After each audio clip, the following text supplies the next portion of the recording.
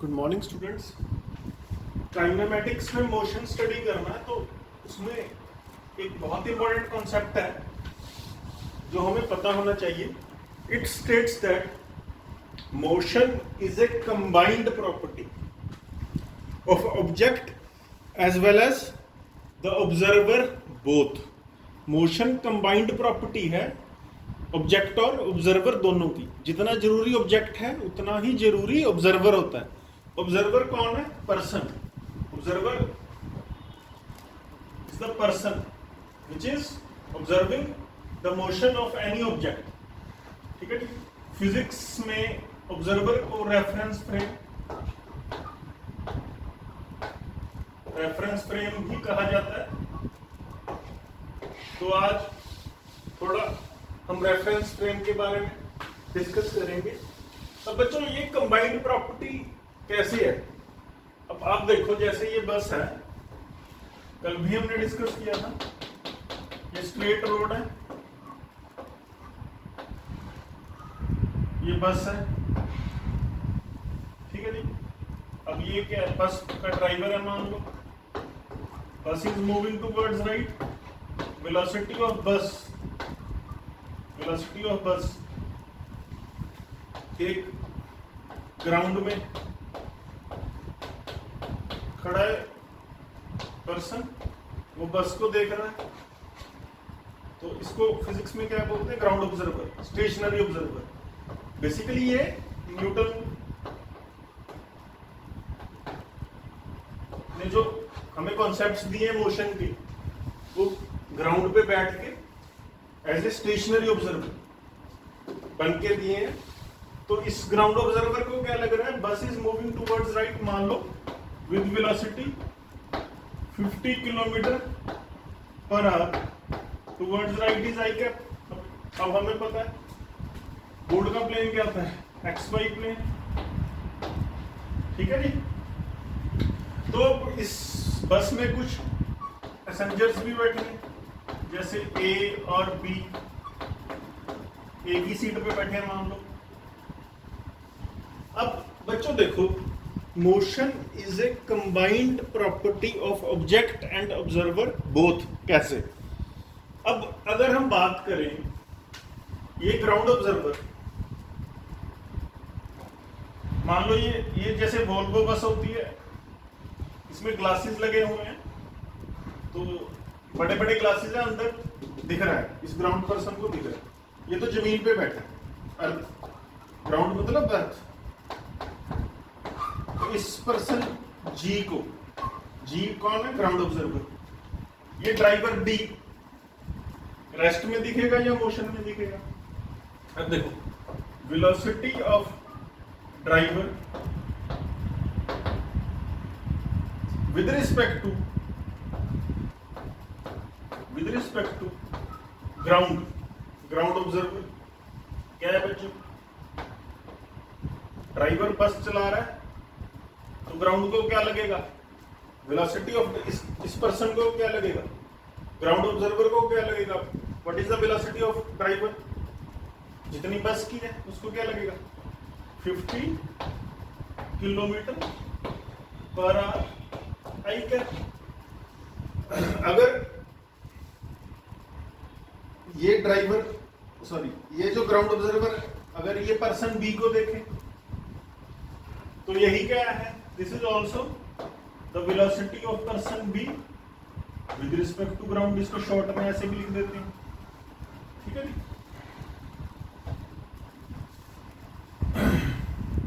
अब अगर पर्सन ए ड्राइवर को देखे, कहने का मतलब है what is the velocity of driver with respect to का मतलब होता है as seen by. With respect to का मतलब होता है as seen by. Velocity of driver, कौन सा ड्राइवर? बस का driver, as seen by person A. Person A को क्या लगेगा? ड्राइवर क्या है? ये तो रेस्ट पे है, जीरो। पर्सन ए मान लो लास्ट सीट पे बैठा है, ड्राइवर सबसे आगे होता है स्टीयरिंग व्हील ड्राइवर के पास होता है। तो पर्सन ए सबसे लास्ट सीट में बैठा है, तो ए और ड्राइवर के बीच जो दूरी है, जब बस मूविंग है तो ये दूरी मान लो कितनी होगी, 3 मीटर मान लेते हैं, 3 मीटर। तो ये दूरी 3 मीटर कांस्टेंट रहती है ना। अब ए और ड्राइवर के बीच में जो दूरी है वो चेंज नहीं हो रही, ऑल्दो बस is running very fast towards right. अब ए और ड्राइवर के बीच जो दूरी है वो ना कम हो रही है ना ज्यादा हो रही है। ड्राइवर अपनी सीट पे बैठा है, जो पर्सन ए है वो बस की लास्ट सीट पे बैठा है। तो बच्चों ए को क्या लगेगा, velocity of driver as seen by person A is 0। तो रेस्ट भी लगेगा ना। इसका मतलब क्या है, driver D is at rest if observed by person A। ठीक है। वही ड्राइवर अगर ग्राउंड ऑब्जर्वर देख रहा है, is moving with velocity 50 kilometre per our. वही ड्राइवर, ये जो मैंने बॉक्स में लिखा है ये इंपॉर्टेंट है, driver D is moving with velocity 50 kilometre per hour. I cap मतलब towards right if seen by ground person G, if seen by ground person G। Object अब एक ही है, object under observation is driver is the object under observation. तो driver को एक तो बस के पैसेंजर ए ने देखा, ए क्या कंक्लूड कर रहा है, ड्राइवर इज एट रेस्ट। अब ड्राइवर को ग्राउंड ऑब्जर्वर जी ने देखा, ये क्या कंक्लूड कर रहा है, driver D is moving with velocity 50 kilometre per hour towards right if seen by ground observer G. तो बच्चों देखो, मोशन की प्रॉपर्टी बदल, वेलोसिटी एक प्रॉपर्टी है ना, मोशन को डिस्क्राइब करती है। मोशन की प्रॉपर्टी बदल गई, सेम ऑब्जेक्ट तो सेम ही है। ऑब्जेक्ट कौन है यहां पर, object under observation is driver. Object की वेलोसिटी बदल जाती है अगर ऑब्जर्वर चेंज हो गया। तो जितना जरूरी बच्चों ऑब्जेक्ट है उतना ही जरूरी ऑब्जर्वर है। ऐसा नहीं है हमने एक इक्वेशन, तो अब ड्राइवर मान लो बी को भूल ही जाते हैं, बी है ही नहीं। अब ये नहीं है एक इक्वेशन तो ड्राइवर की लिख दी विद रिस्पेक्ट टू ग्राउंड, दूसरी इक्वेशन ड्राइवर के मोशन की लिख दी विद रिस्पेक्ट टू पर्सन ए, ये गलत हो जाएगा। जितना जरूरी ड्राइवर है उतना ही जरूरी ऑब्जर्वर है। या तो सिर्फ इसको ऑब्जर्वर ए के रिस्पेक्ट से इसकी प्रॉपर्टीज ऑफ मोशन नोटिस करेंगे, वॉच करेंगे, ऑब्जर्व करेंगे, या फिर ग्राउंड के रिस्पेक्ट से। तो motion is a combined property of object as well as observer. अब फिजिक्स में ऑब्जर्वर को क्या कहते हैं, रेफरेंस फ्रेम। अब मैथमेटिकली कैलकुलेशंस रीडिंग्स कैसे लेगा ये रेफरेंस फ्रेम, मैं वो समझाता हूं अभी आपको। एक बच्चों एक चीज और देखो, इसी में देखो, अगर मैं आपसे क्वेश्चन पूछूं, is absolute motion possible. Absolute motion मतलब इस ड्राइवर को कोई भी देखे उसको ये मोशन में लगे। इसी डाटा से आंसर करो। ए देख रहा है ड्राइवर रेस्ट पे है, जी देख रहे हैं driver motion, driver is moving with velocity. तो एब्सोल्यूट मोशन का मतलब क्या है, कोई भी ऑब्जर्वर ड्राइवर को देखे, ड्राइवर उसको मोशन में लगे, तो ये तो पॉसिबल नहीं है। ऐसे ही अगर मैं पूछूं आपसे, is absolute rest possible is absolute rest possible is absolute rest of any object possible. absolute rest मतलब किसी ऑब्जेक्ट को जितने ऑब्जर्वर हो सकते हैं सभी देखें और सभी ये कंक्लूड करें ऑब्जेक्ट इज एट रेस्ट, तो इसका मतलब क्या हो गया एब्सोल्यूट रेस्ट पॉसिबल है, पर ये भी फॉल्स हो गया।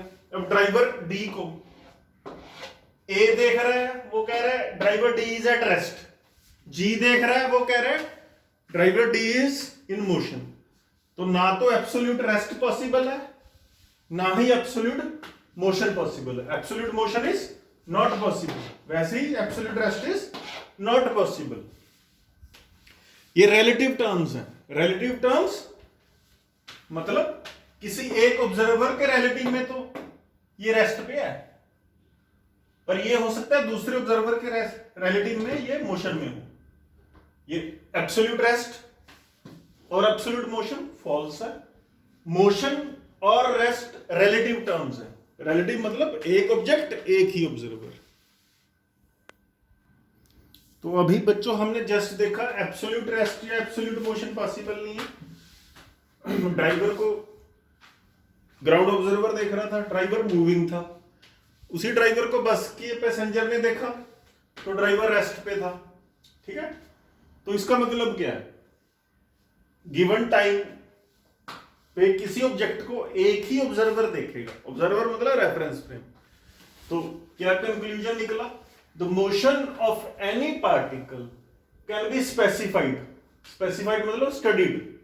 The motion of any particle can be specified completely with respect to a given particular observer. Observer मतलब reference frame only at a given time. दोबारा सुनिए, the motion of any particle can be specified, studied completely with respect to a given observer only at a given time. एक object को एक ही observer देखेगा। आसान भाषा में एक ऑब्जेक्ट को एक ही ऑब्जर्वर देखेगा। ठीक है जी। अब ये जो ऑब्जर्वर है, जो फिजिक्स में जिसको रेफरेंस फ्रेम कहते हैं, ये कैलकुलेशंस कैसे देखता है, पोजीशन कैसे मेजर करेगा, वेलोसिटी कैसे मेजर करेगा, एक्सेलरेशन कैसे मेजर करेगा, डिस्प्लेसमेंट कैसे मेजर करेगा। तो इसके लिए एक set of 3 mutually perpendicular axis use किया जाता है। वेक्टर्स में भी हमने देखा है, पोजीशन वेक्टर, डिस्प्लेसमेंट तो वेक्टर्स में हम कर चुके हैं। ठीक है जी। A set of mutually perpendicular axis, x axis, Y axis and Z axis. ठीक है जी। ये क्या है हमारा X axis, this is Y axis जो बाहर आ रहा है, this is Z axis. Point of intersection, common point of intersection is origin O. ठीक है जी। Origin O is the common point of intersection of these axis. तो बच्चों देखो, किसी भी बॉडी का मोशन स्टडी करने के लिए, बॉडी मतलब ऑब्जेक्ट अंडर ऑब्जर्वेशन, हमें एक रेफरेंस फ्रेम की जरूरत पड़ती है।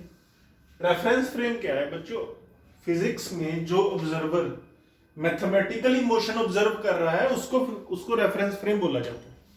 अब रेफरेंस फ्रेम क्या है, a set of mutually perpendicular axis, x axis, Y axis, z axis.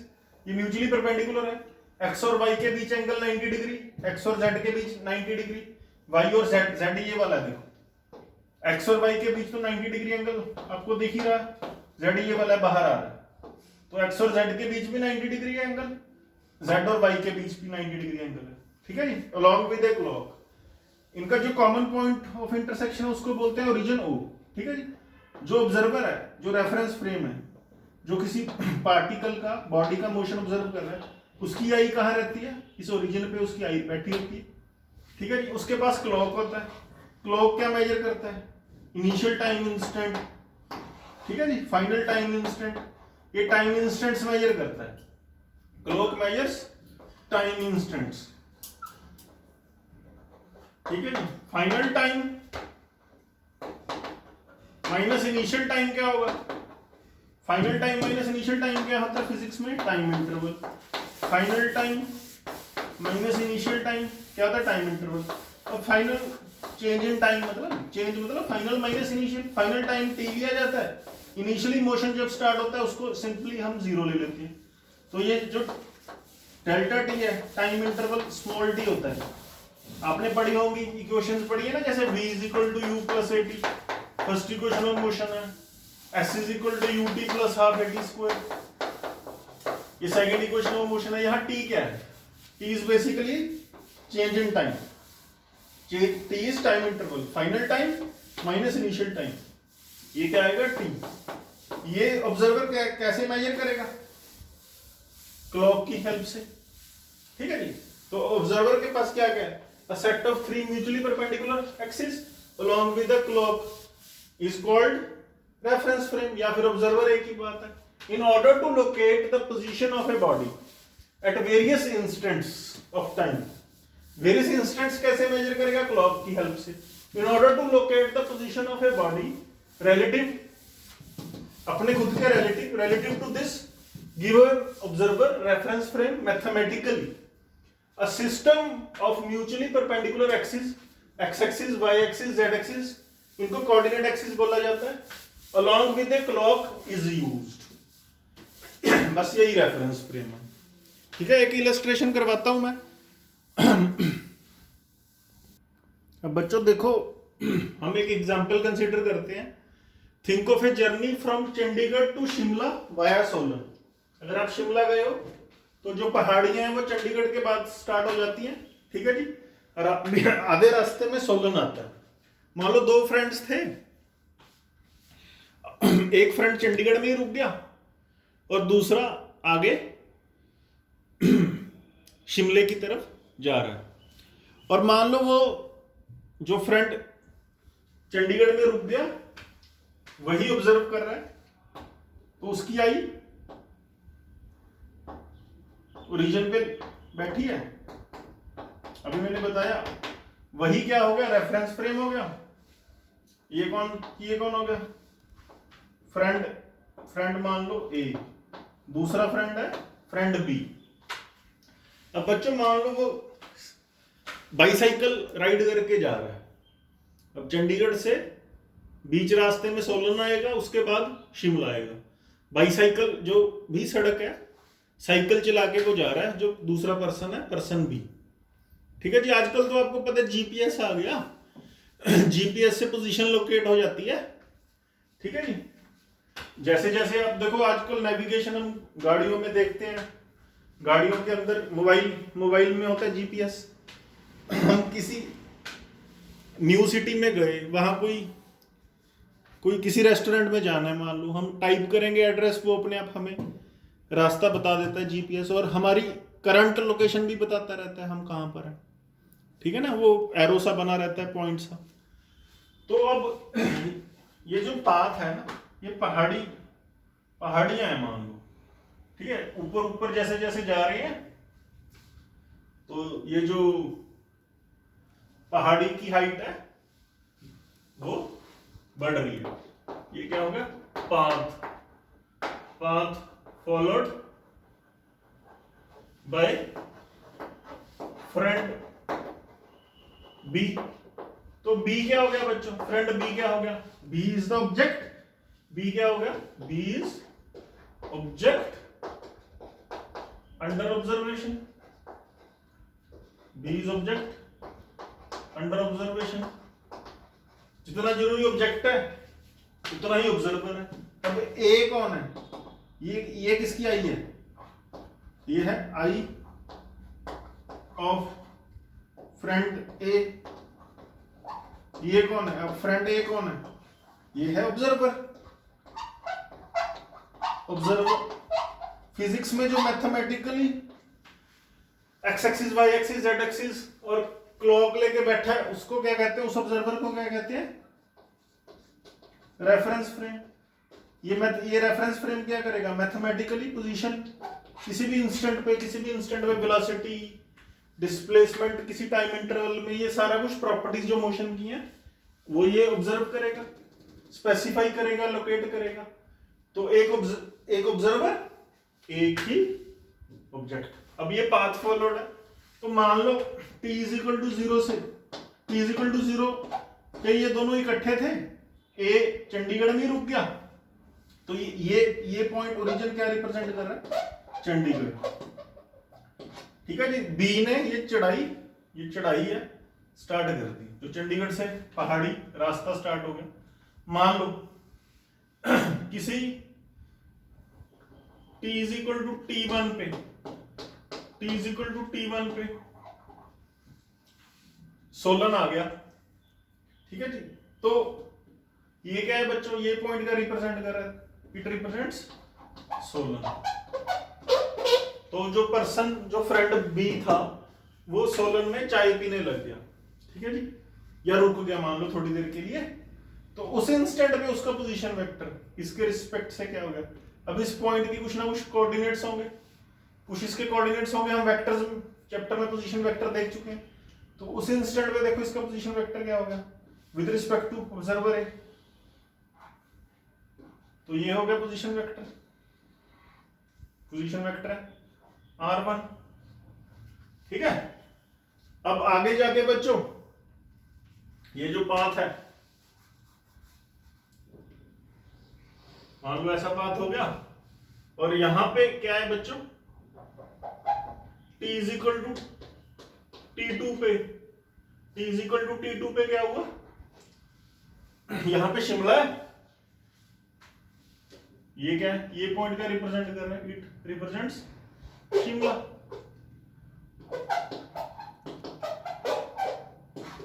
तो t is equal to T2 बाद में आएगा। ये जो पर्सन B है इस ट्रैक पे जा रहा था, तो पहाड़ी वाले ट्रैक पे जा रहा, तो वो finally t is equal to T2 पे शिमला पहुंच गया।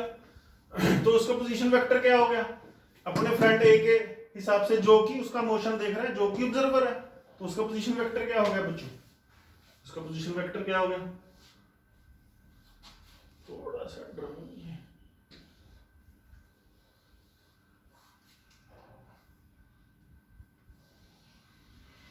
देखो उसका पोजीशन ये क्या था,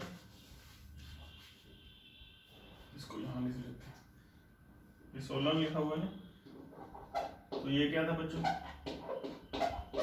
ये पॉइंट था 16, तो t is equal to T1 पे वो 16 पे पहुंचा, R1 पोजीशन वेक्टर है। पोजीशन वेक्टर पता है ना, vector joining the origin to the particle.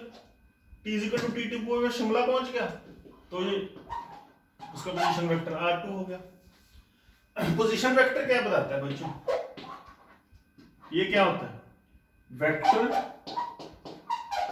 Joining the particle, joining the origin to the, it is a vector joining the origin to the particle at a given time instant, at a given t is equal to t। जो vector origin को particle के साथ join करता है किसी भी time instant पे, उसको पोजीशन वेक्टर कहते हैं। जैसे सोलन का पोजीशन वेक्टर क्या था जब वो सोलन पे था, R1। जब वो शिमला पहुंच गया उसका पोजीशन वेक्टर क्या हो गया, चेंज हो गया, R2 हो गया। अब इन पॉइंट्स के कोऑर्डिनेट्स भी अलग अलग होंगे, हमें पता है। अगर इसके x1 y1 कोऑर्डिनेट्स हैं सोलन के, तो शिमला के कोऑर्डिनेट्स क्या होंगे, x2 y2। ठीक है जी। तो कोऑर्डिनेट्स चेंज हो रहे हैं। अगर पोजीशन वेक्टर चेंज हो रहा है या कोई भी कोऑर्डिनेट चेंज हो रहा है, तो हमें पता है मोशन हो रहा है। मोशन कब होगा, if any coordinate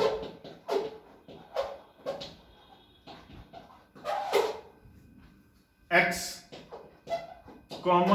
y or z, if any of these three coordinates changes, then we say position vector is changing with time। अब पोजीशन वेक्टर चेंज हो रहा है तो मोशन हो रहा है। हमने पढ़ा ना डिस्प्लेसमेंट क्या होती है, final position vector minus initial position में, ठीक है जी। अभी तो शुरुआत है, अभी तो आज हम जस्ट ये देख रहे हैं कैलकुलेशंस कैसे करेंगे। मोशन कब होगा, ऑब्जेक्ट जितना जरूरी है ऑब्जर्वर ही उतना जरूरी है, ऑब्जर्वर भी उतना जरूरी है जितना जरूरी ऑब्जेक्ट है, ठीक है जी। ये पोजीशन वेक्टर तो हम पहले पढ़ चुके हैं। अब इनिशियल पोजीशन वेक्टर जब वो बिल्कुल t इज इक्वल टू 0 पे चला ही है, तो initial position vector t is equal to 0 पे वो चंडीगढ़ में है, तो t इज इक्वल टू 0 पे पोजीशन वेक्टर पर्सन b का with respect to observer a क्या है, 0 i cap plus 0 j cap. जब वो सोलन पहुंच गया तब पोजीशन वेक्टर क्या है, t is equal to t1 पे सोलन पहुंचा, तब पोजीशन वेक्टर क्या है, x1 i cap plus y1 j cap, ठीक है जी। अब t is equal to t2 पे वो शिमला पहुंच गया, तो शिमला कब पहुंचे, t is equal to t2 पे, तो t is equal to t2 पे पोजीशन वेक्टर क्या है बच्चों, शिमला के कोऑर्डिनेट्स हमने ले लिए x2 y2, x2 i cap plus y2 j cap. अब डायमेंशंस हम निगलेक्ट कर रहे हैं, सबको पॉइंट के जैसे ही ट्रीट कर रहे हैं, ये मैंने आपको बताया था, ठीक है। अब वेट टाइम देखो, x कोऑर्डिनेट चेंज हो रहा है, 0 से x1 हुआ और आगे जाके x2 हुआ, y कोऑर्डिनेट भी देखो 0 से y1 हुआ और कुछ देर बाद y2 हो गया। तो अगर कोऑर्डिनेट्स चेंज हो रहे हैं तो पोजीशन वेक्टर चेंज हो रहा है, पोजीशन वेक्टर चेंज हो रहा है किसी पार्टिकल का with respect to a given observer, तो ऑब्जर्वर क्या, हम क्या कहेंगे, ऑब्जर्वर क्या कहेगा कि पार्टिकल इज इन मोशन। अगर पोजीशन वेक्टर चेंज नहीं हो रहा, अब शिमला पहुंचने के बाद वो शिमला ही रहे, 6 महीने शिमला ही रह जाए, तो उसका पोजीशन वेक्टर चेंज नहीं हो रहा, उसके कोऑर्डिनेट्स x2 y2 ही हो जाएंगे, पोजीशन वेक्टर r2 ही रहेगा, तो वो रेस्ट पे रह गया, ठीक है जी। पोजीशन का चेंज होना मतलब कोऑर्डिनेट्स का चेंज होना, कोऑर्डिनेट्स चेंज होंगे तो पोजीशन वेक्टर चेंज होगा, पोजीशन वेक्टर चेंज हो रहा है तो मोशन है, ठीक है जी। तो बच्चों देखो एक इलस्ट्रेशन है, मान लो 3 गाड़ियां थी A B C। अब आपको पता है गाड़ी को हमने पॉइंट पार्टिकल के जैसे मानना है, initially t is equal to 0 पे वो ओरिजिन पे थी, ठीक है, ऑब्जर्वर ने उनको देखा, finally t is equal to t पे वो अलग अलग जगह पहुंच गई, कोई भी उन्होंने पाथ फॉलो किया हमें मतलब नहीं, A B C 3 गाड़ियां थी, ठीक है जी। मान लो कोई कार पार्किंग है, इनिशियली कार पार्किंग पे खड़ी थी तीनों गाड़ियां A B C, तो वहां पर एक गार्ड बैठा है, सिक्योरिटी गार्ड है, कार पार्किंग पे बैठा है, चेयर के ऊपर बैठा है, तो किसी फंक्शन में आई थी गाड़ियां मान लो, तो t इज इक्वल टू 0 पे वो फंक्शन खत्म हो गया, वो अपने अपने जहां से आई थी वहां चली गई। इनिशियली कहां पर थी, initially t is equal to 0 वो ओरिजिन पे थी, मतलब इनिशियली वो तीनों एक ही जगह पे थी, कहां थी, कार पार्किंग में थी, 0,0 A के कोऑर्डिनेट्स, B के भी 0,0,0, C के भी 0,0,0, ठीक है जी। तो t is equal to t पे जो कार A है उसके कोऑर्डिनेट्स क्या हो गए, 5,0,0। तो A का देखो एक कोऑर्डिनेट चेंज हुआ है, x कोऑर्डिनेट 0 से 5 हो गया, y पहले भी 0 था बाद में भी 0 है, वैसे ही z कोऑर्डिनेट पहले भी 0 था कार A का, बाद में भी फाइनली भी वो 0 ही है। तो कार A का मोशन क्या है, सिर्फ एक कोऑर्डिनेट चेंज हुआ है, तो मोशन तो हुआ है, only one coordinate, only one coordinate changes.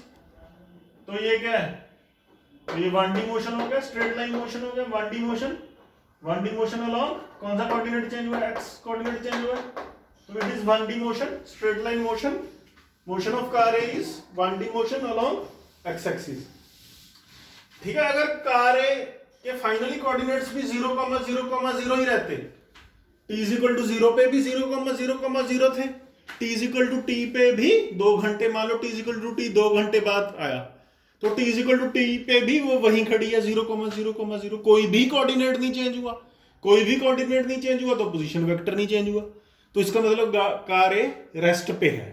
कोई भी पार्टिकल अगर उसका कोई भी कोऑर्डिनेट नहीं चेंज हो रहा तो वो रेस्ट पे है, अगर सिर्फ एक कोऑर्डिनेट चेंज हुआ है तो 1D मोशन, कल हमने सीखा था 1D motion, straight line motion, rectilinear motion एक ही बात है। तो इस केस में कौन सा कोऑर्डिनेट चेंज हुआ है, एक्स कोऑर्डिनेट चेंज हुआ है, सिर्फ कार A का 0 से 5 हो गया, तो ये क्या हो गया 1D motion along x axis.